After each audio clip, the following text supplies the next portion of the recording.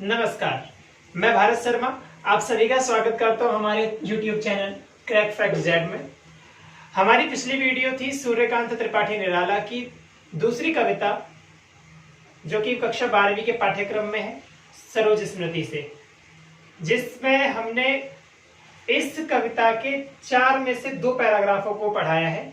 Link आपको description से मिल जाएगा, जिन्हें पढ़ने के बाद अब यदि आप इस भाग को देखेंगे तब आपको यह कविता आसानी से समझ में आ जाएगी, अन्यथा ये आपको समझ नहीं आएगी। तो आज का पाठ हम आरंभ करते हैं।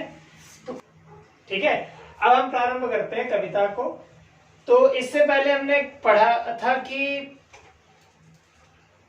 जो हमने लास्ट में ये पढ़ा था पिछली वीडियो के अंत में कि कवि के पास देने के लिए उनको कुछ है नहीं, जो वर वधू का जोड़ा है तो वो उनको मौन रूप में देता है। ठीक है, संगीत प्रिय मौन एक संगीत भरा नव जीवन के स्वर पर उतरा, ये पंक्ति थी। ठीक है, अब कवि कहता है कि मैंने जो अपनी पुत्री का विवाह किया है, उस पुत्री को मैंने पाला पोसा भी मैंने, तो उसको संस्कार कैसे दिए हैं। ठीक है, तो उन संस्कारों का वह वर्णन करना प्रारंभ करते हैं। तो कवि कहते हैं कि माँ की कुल शिक्षा मैंने दी।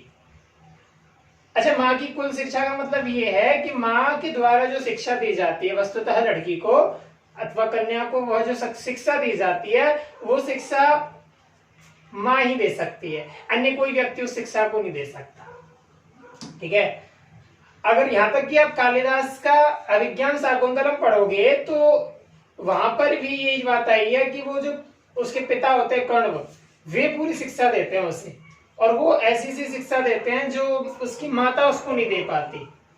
कहने का मतलब है, वस्तुतः होता क्या है कि संसार में माँ जन्म देती है, जन्म देने के पश्चात कैसे बच्चे को ढालना है ये सब माँ सिखाती है। पिता का काम होता है पैसे कमा कर लाना, घर का खर्चा चलाना, लेकिन माँ का कर्म होता है, माँ का जो कार्य होता है, ठीक है, वो कार्य होता है कि बच्चे को किस स्वरूप में ढालेगी।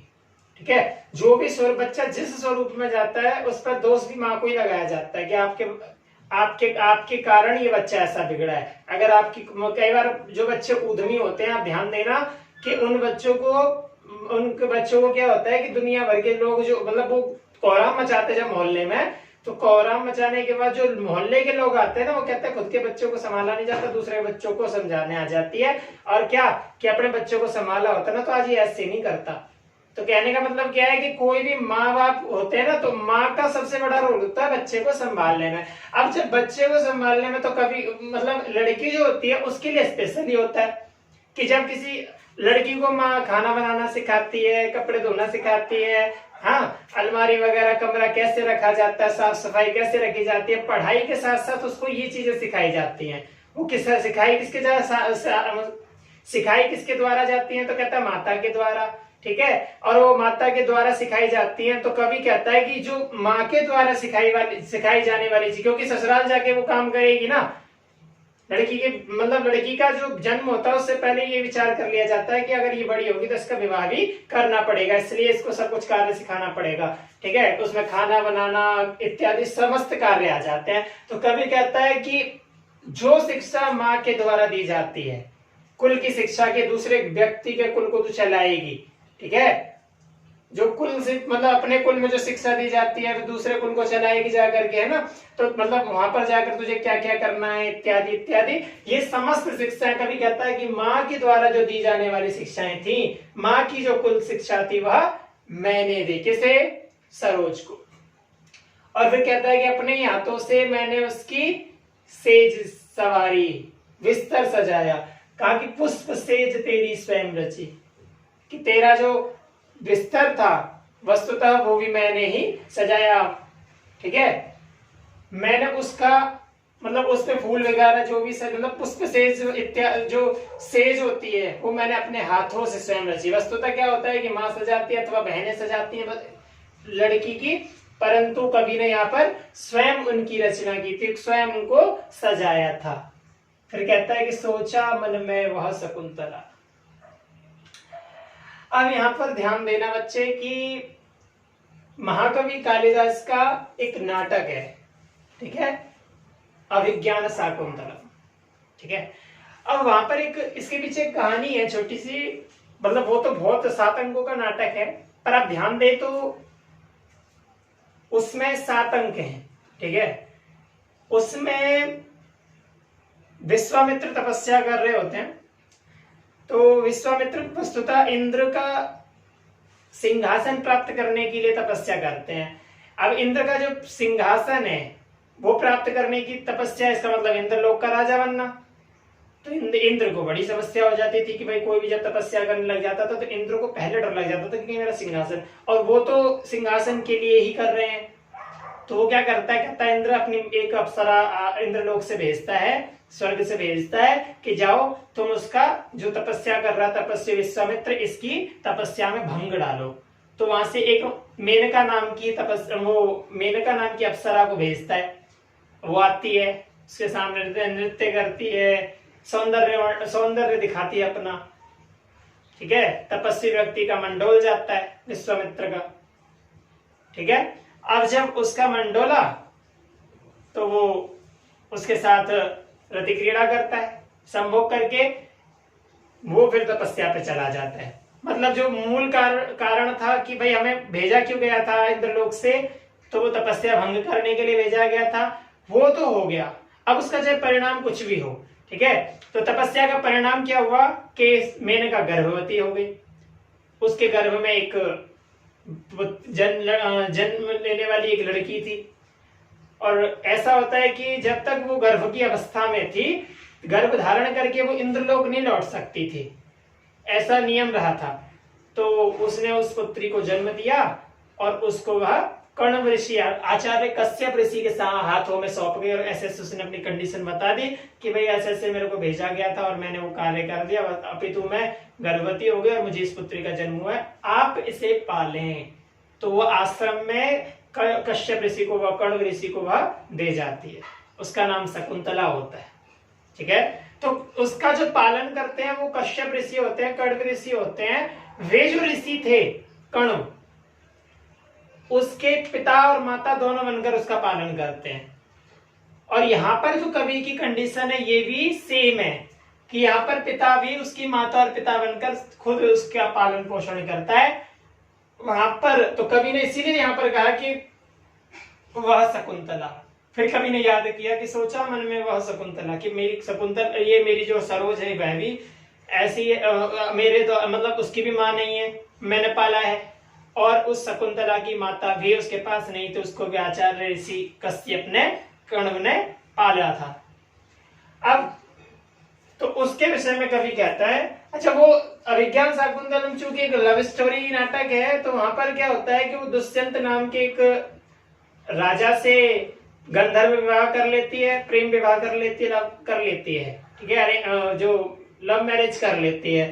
उसके बाद ऋषि आते हैं और उसको बहुत सारी चीजें सिखाते हैं, ससुराल के लिए विदा करते हैं, क्योंकि वस्तुतः वो राजा होता है, लेकिन वो ऋषि की अनुपस्थिति में जो भी होता है।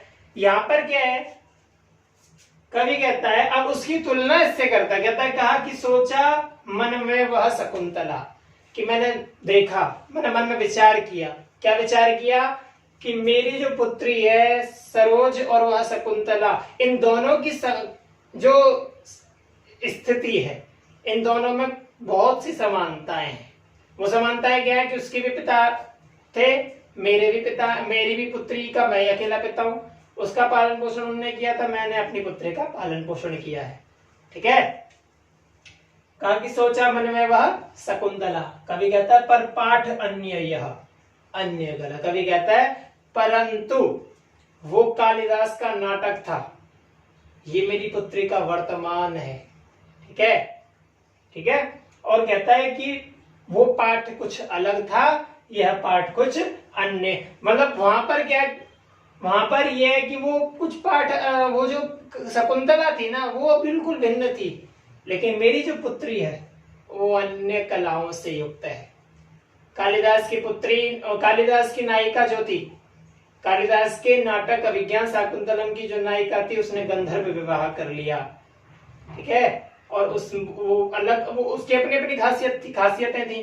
परंतु कवि कहता है कि मेरी पुत्री जो से यहाँ भिन्न है। मेरी पुत्री उससे अत्यंत भिन्न है। कैसे भिन्न है? कि मेरी पुत्री ने ना तो लव मैरिज किया और कलाओं में भी वो उससे अत्यधिक निपुण है।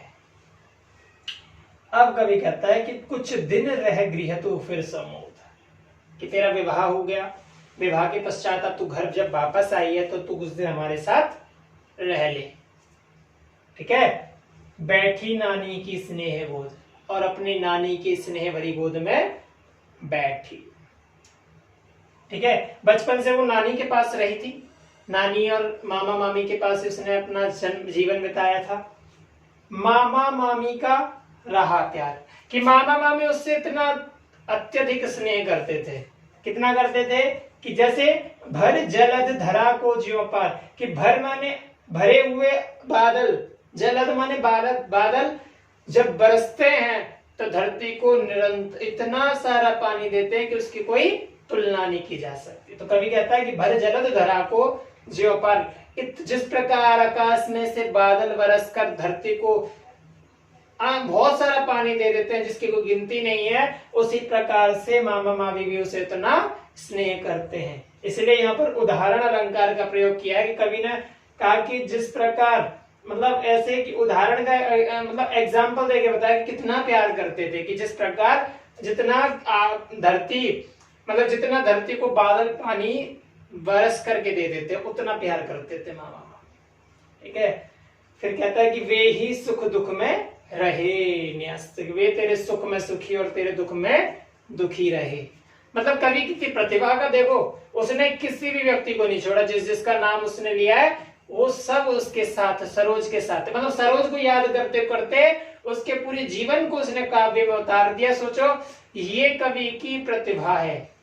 केवल एक कवि के पास ये ऐसी प्रतिभा होती है जिसका जो कार्य है वो, मतलब जिसको वो व्यक्त कर सकता है, छोटे से शब्दों में ज्यादा कह देने वाली बात है ये, और किसी व्यक्ति के पास ये प्रतिभा नहीं होती, वो कवि ही कर सकता है। और ये ध्यान रखना कि कवि उत्पन्न, मतलब कवि बनता कोई नहीं है, कवि जन्म लेता है। जैसे सचिन तेंदुलकर जैसे खिलाड़ी जन्म लेते हैं, आपसे कितना भी खिला लो सिखा लो, कोई सचिन तेंदुलकर जैसा नहीं बन सकता। ठीक है। वो जन्म लेता है और खूब मेहनत करता है, क्योंकि हुनर, अब किसी बेसुरे को कह दो कि हाँ गाना गा के दिखा, उसको सिखाओ, चाहे भले ही वो संगीत के स्वर इत्यादियों को सीख जाएगा, लेकिन उसकी जो आवाज है, कर्कश ध्वनि है कौए के समान, फिर वो क्या गाएगा? नहीं गा सकता ना। इसलिए कवि कहता है कि वे ही सुख दुख में रहे न्यस्त, कि वे तेरे सुख में सुखी और तेरे ही दुख में दुखी। अगर तुझे बुखार आ जाता था तो वो बहुत दुखी हो जाते थे। ठीक है। वे अगर तू खुश हो जाती थी तो वो बड़े प्रसन्न रहते थे, मतलब बहुत सुखी और सुख में सुखी और दुख में दुखी रहते थे। तेरे हित सदा समस्ते व्यस्त, जैसा तुझे जो चाहिए होता था वो ला के देते थे। तेरा हित में सदा समस्त व्यस्त, हमेशा तेरे हित के लिए समस्त व्यस्त, माने अपने आप को हमेशा तेरे लिए व्यस्त रखते थे। कई बार आप देखते हो ना, एक बेस्ट फ्रेंड की, जैसे अगर कोई बेस्ट फ्रेंड है, ठीक है, उसके लिए आप कई बार अपने माँ बाप तक को कहते, मम्मी 5 मिनट बस, दोस्त से फट इसका काम हो जाए, क्योंकि मेरी हमेशा हेल्प करता है, मेरा सब पक्का दोस्त है ना। तो ऐसे जो दोस्त होता, कहा कि समस्त व्यस्त मतलब है उसके लिए व्यस्त, पूरा जो समय है पूर्णतः उसके लिए निर्भर, कि सारा का सारा जो समय है वो हम उसको देते हैं। तो कवि कहता है कि तेरे हित सदा समस्त व्यस्त, कि तेरे हित में, अहित नहीं कहा, हित का है, कहा कि तेरे हित में सदा समस्त व्यस्त, कि तेरे हित में वह हमेशा समस्त रूप से व्यस्त रहा करते थे। अब कहता है कि वह लता वहीं की जहां कली, कवि कहता है कि वह लता वहीं की जहां कली। ठीक है। कि तेरी जो माता थी ना वो लता, ठीक है, तेरी माता भी वहीं की थी जहां कली है, अर्थात जहां तेरी माता रही, जहां तेरी माता का जन्म हुआ, ठीक है, वहीं तेरा भी जन्म हुआ था। ठीक है। माता के घर पे ही, मतलब कहने का मतलब यह है कि वह लता वहीं की जहां कली, कि तू, तेरी माँ भी वैसी है जैसी तेरी माँ, मतलब जैसी तेरी माँ, जो तेरी माँ थी वैसी ही तू है, अर्थात तेरी माँ और तू सेम है, उन दोनों में कोई भी परिवर्तन नहीं है। ठीक है। कोई अंतर नहीं है, पहला। और दूसरा कि तेरी माता का जन्म तेरे घर में हुआ, तेरी माता की मतलब तेरी मम्मी की, तेरे माता का जन्म कहाँ हुआ था? पियर में, क्योंकि वो तो जन्म वहीं हुआ था ना, और तेरा भी जन्म वहीं हुआ था, तेरी माँ ने तुझे जन्म वहीं दिया था। तो कहा कि भाई लता वहीं की, लता माने क्या हुआ, माता, ठीक है, उसकी माँ, और वहां कली। अब तीसरा अर्थ किया जाता है कि तेरी माँ, जहां तेरी माता थी, जैसी तेरी माता थी वैसी ही तू है। फिर कभी कहता है तू खिली स्नेह से हिली पली, तू खिली स्नेह से हिली पली, कि तू खूब खिली खेली स्नेह से हिली पली, खूब स्नेह से हिली पली, मतलब तेरे लिए, क्योंकि मामा मामी के पास ही रही थी ना, तो यहाँ पर भी यही अर्थ देख लो कि मामा मामी का रहा प्यार, क्योंकि मामा मामी का रहा प्यार का मतलब है कि तू पली भी वहीं थी, ठीक है। तो वह लता वहीं की जहां कली का मतलब भी यही हुआ कि जहां पर तेरी माता का जन्म हुआ था, जहां तेरी माता पली वली थी, वहीं पर तेरा भी पालन पोषण हुआ था, ठीक है। तू खिली स्नेह से हिली पली, कि तू स्नेह पूर्वक हिली, हिली पली इत्यादि। और कहा कि अंत भी उसी गोद में शरण, कहा कि तेरा अंत भी उसी, जब तेरा अंतिम समय आया, तेरे जीवन का जब अंतिम समय आया तो क्या हुआ, कहा कि अंत भी उसी गोद में शरण। कवि कहता है कि अंत भी उस ही गोद में शरण, कहा कि अब तू अंतिम समय में भी जिस गोद में तेरा पालन पोषण हुआ है, उस गोद में अंतिम समय में भी तू उसी गोद में है, शरण लिए हुए है। ली मूंदे दृग, दृग होता है नेत्र, संस्कृत में दृश्य धातु है तो उससे दृग बनता है। तो कहा कि ली मूंदे दृग, कि बंद कर ली आंखें, वर महामरण, और मृत्यु को प्राप्त कर लिया, मृत्यु का, महामरण का, महामृत्यु का वर्ण कर लिया तूने, अर्थात तेरी मृत्यु हो गई, ठीक है बच्चे। जितने भी ग्रीन कलर से अंडरलाइन है, ये पद, पर, पाठ, मामा मामी, सदा, समस्त, इन सब में अनुप्रास अलंकार है, ठीक है। भर जल धरा को ज्यों पार में उदाहरण अलंकार है, ठीक है। सुख दुख, रह गृह, ठीक है, हिली पली, समस्त व्यस्त, इन सभी शब्दों का मैत्री संबंध है, ठीक है। अब अगला पैराग्राफ प्रारंभ करते हैं। कहा कि मुझ भाग्यहीन की तू संभल, ठीक है, कि मुझ भाग्यहीन की तू, मुझ भाग्यहीन को संभालने वाली, ठीक है, एकमात्र सहारा तू थी, कि मुझ भाग्यहीन पिता की एकमात्र सहारा।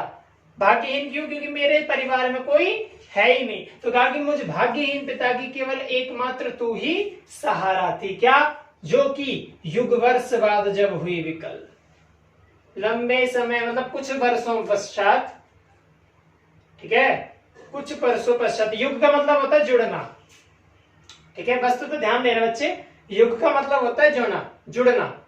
तो जुड़ना कैसे, कि एक वर्ष के लिए जब तू, मतलब तेरे को पिछले वर्ष तेरा विवाह हुआ था और तू जब वापस आई थी, ठीक है, मतलब जब तेरा विवाह हुआ ही हुआ कि तब तेरी मृत्यु हो गई, ठीक है, जब तेरा विवाह हुआ कुछ दिन बाद ही तेरी मृत्यु हुई। तो कहा कि युग माने जब तू जुड़ी किससे, दूसरे परिवार से, उस वर्ष में, उस वर्ष के बाद तेरा, जब तू हुई विकल, कहा कि तेरी मृत्यु हो गई, तू हमसे दूर हो गई। फिर कभी कहता है दुख ही जीवन की कथा रही, कि मेरे जीवन की कथा केवल दुख ही रही, ठीक है, जीवन भर की जो कथा थी वह दुख ही रही, ठीक है।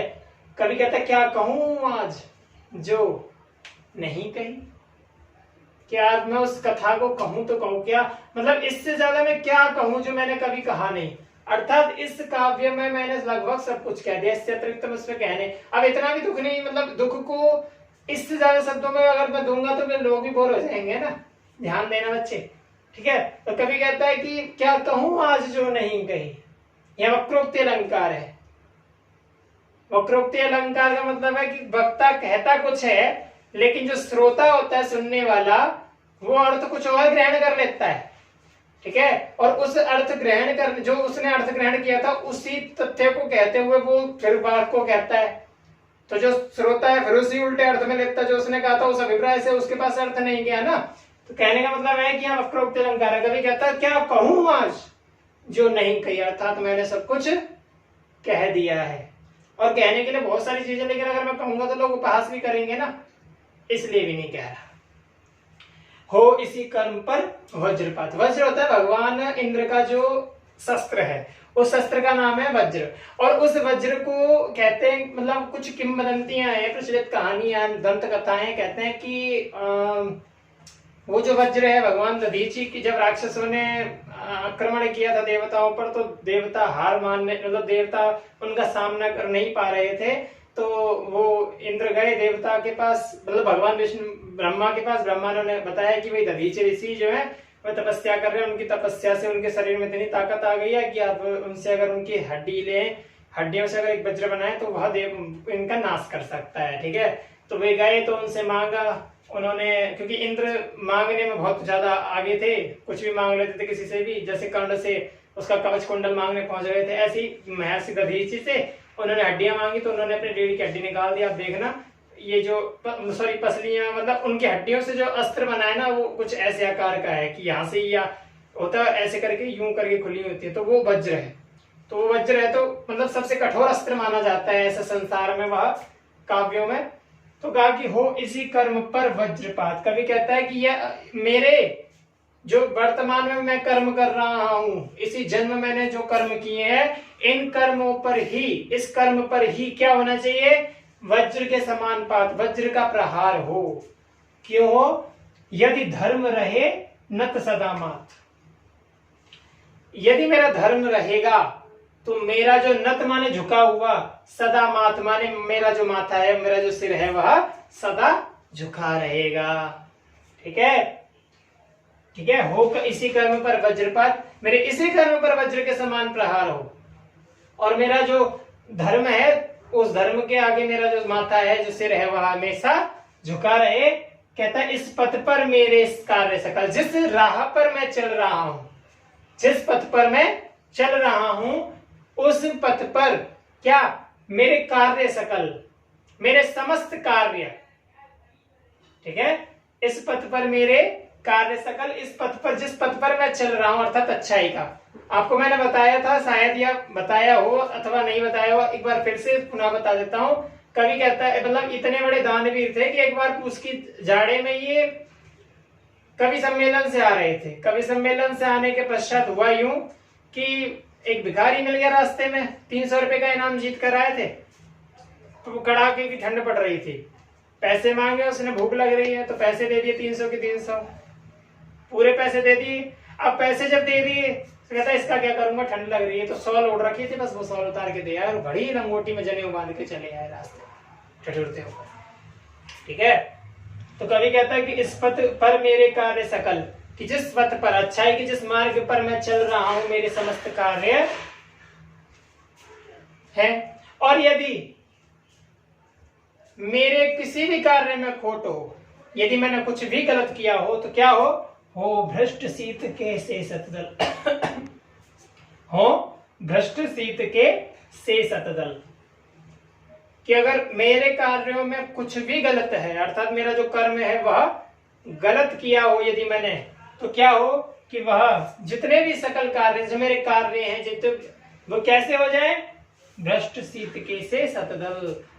जिस प्रकार सर्दी में पत्तियां गल जाती हैं ओस पड़ने के, पाला पड़ने के कारण, उसी प्रकार से मेरे कर्म खत्म हो जाएं, ठीक है, समाप्त हो जाएं, ठीक है, भ्रष्ट हो जाएं। अब यह सप्तमी विभक्ति कहता है कन्ये हे पुत्री, ठीक है, हे पुत्री। अब पुत्री से कहते हैं लास्ट में, क्योंकि मैंने आपको बताया था कि श्रद्धांजलि पूर्वक ये कविता लिखी कवि ने। तो कवि कहता है कि कन्ये हे पुत्री गत कर्मों का अर्पण। गत माने अब तक जो मैंने कर्म किए हैं। आपने सुना होगा आईपीएल इत्यादि में कि गत विजेता, या किसी विश्व कप में आपने सुना होगा गत विजेता। तो मतलब जो पिछले वर्ल्ड कप को जीती थी, जो पिछले आईपीएल को जीती थी, वह टीम अब तक की विजेता है। तो गत विजेता का मतलब अब तक। तो कवि कहता है कि कन्ये हे पुत्री गत कर्मों का अर्पण। अब तक के जो मैंने कर्म किए हैं, कैसे कर्म, कोई भी व्यक्ति आपको आपके सामने 2 रसगुल्ले की प्लेट रखता है, एक में बहुत सारे मक्खियां लग रही हैं, एक बिल्कुल साफ है, तो आपको कौन सी देगा? अगर आपसे वो सबसे अधिक प्रेम करता है तो जिसमें मक्खियां नहीं लग रही, और वो दूसरी वाली खराब थोड़ी ना देगा। तो कभी कहता है कि वे कर्म जो मेरे अच्छे कर्म है उनको कहता है कर्मों का अर्पण, कि मैं उनको अर्पण करता हूं। कर्म माने कर, हाथ से करते, ठीक है, करता मैं तेरा तर्पण, कि उन हाथों से कर, अपने उन कर्मों को जो अच्छे हैं उनसे मैं तुझे श्रद्धांजलि देता हूं, तेरा तर्पण करता हूं, तू तृप्त हो जाए, तेरी आत्मा को मुक्ति मिल जाए। ठीक है, कवि ने तत्सम तद्भव शब्दावली का प्रयोग किया है, वही हरे पेन से जो अंडरलाइन किए हुए हैं, ठीक है, इन सब में अनुप्रास अलंकार है। ठीक है, क्या कहूं मैं, क्या क्या की समानता है? शीत के से सततल में शकार जो है उस सकार की समानता है, पथ पर प और प का अनुमय वो है, कर करता में क और तर तेरा तर्पण में है। ठीक है, उपमा अलंकार है शीत के से सततल की, शीत माने ठंडे, ठीक है, उसके समान ठंडे मतलब गल जाए। ठीक है, इसलिए ये कविता थी। इसके पश्चात हमारी वीडियो आएगी। कौन सा पाठ आता है? धन्यवाद।